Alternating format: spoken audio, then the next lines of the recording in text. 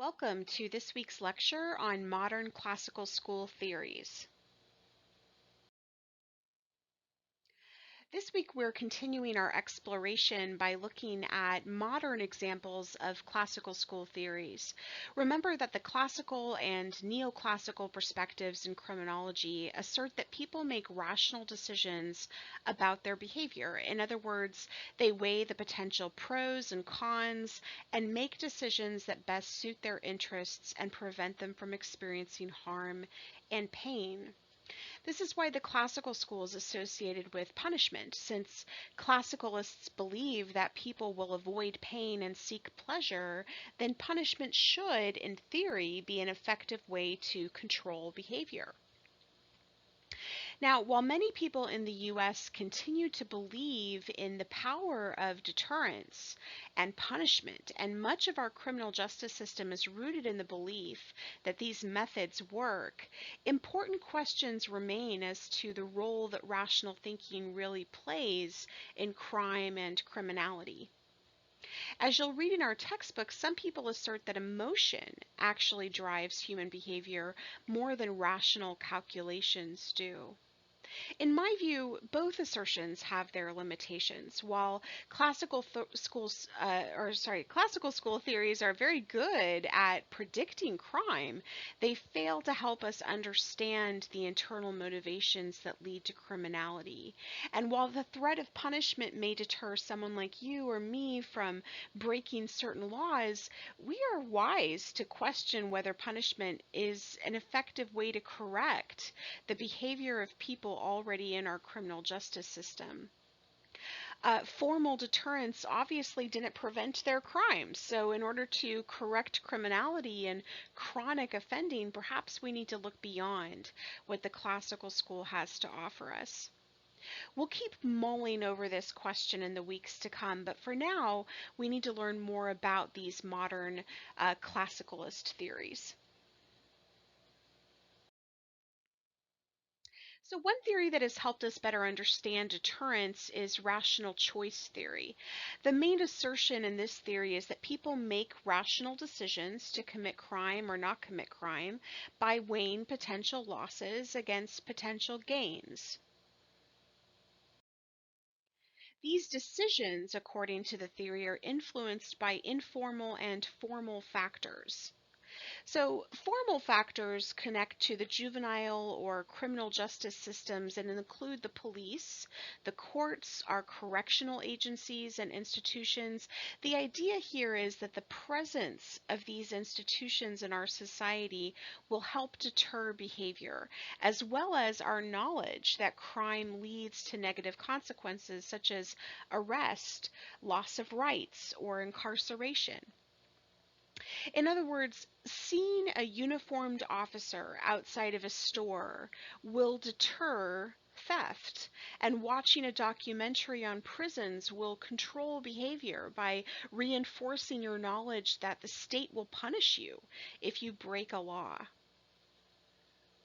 Now, on the other hand, informal control factors include forces that help shape behavior but fall outside of our formal justice systems. These factors include family, friends, employers, teachers, coaches, religious groups, and religious leaders. Basically, informal factors refer to the people in our life that we want to belong to, remain in good relationship with, and not disappoint.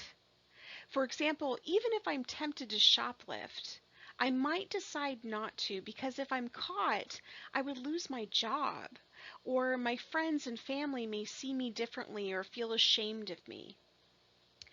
Now, research into rational choice theory actually supports the idea that these are the factors that most powerfully affect our behavior and our decisions.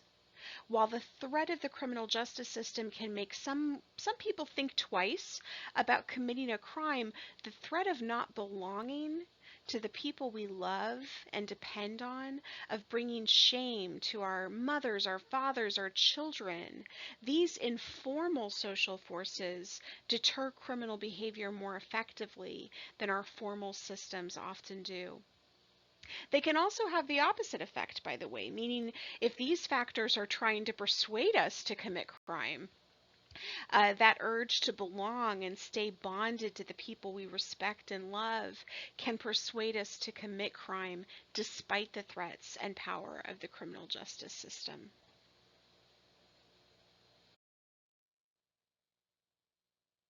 Now, as we just said, or as I just said, while the informal factors are more effective at controlling behavior, let's look again at those formal factors and examine what makes them work or not work. Basically, there are two theories of compliance when we examine why people obey formal systems of law and justice. The normative theory and the instrumental theory. Now, the normative theory states that people comply with law when they perceive the law to be legitimate and their own values align with the law. The instrumental theory states that people comply with the law when they fear the results of noncompliance. So between these two theories, research best supports the normative theory of compliance. In other words, while punishment and the fear of punishment may seem highly effective to us, we are actually more apt to obey laws when we agree with them. And we are more likely to obey systems of justice when we respect and trust them. Another example of a modern theory associated with the classical or neoclassical school is routine activities theory. Now, we already examined this theory a little bit in Module 2, but let's just refresh our memories a bit. Like rational choice theory, routine activities theory also assumes that offenders are rational actors that freely make decisions to commit crime. According to this theory, most crime occurs when three elements are present, and that is a motivated offender, a suitable target, and the absence of a capable guardian. In other words, through the course of their normal daily routine, motivated offenders will see opportunities to commit crime and they'll strike when the circumstances appear favorable to them, getting what they want without facing negative consequences. So, as I believe I mentioned a couple of weeks ago, this theory is often applied in our policing agencies to help them anticipate areas where crime will occur so that they can more effectively prevent and respond to crime. It also helps shape how law enforcement officers investigate crimes when they're looking for likely suspects.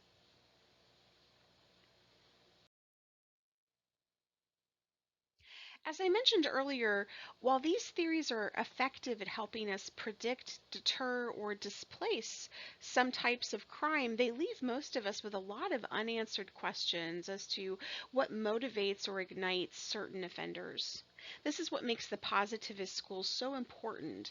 As we discussed last week, positivism seeks to understand what causes crime to occur. This school says, something made this happen, and it wasn't an unlocked door or the lack of a porch light. It was something inside or around this offender, and that's what we need to figure out. So next week we'll start to dig into the positivist school, especially those theories that examine how social structure and environment contributes to criminality.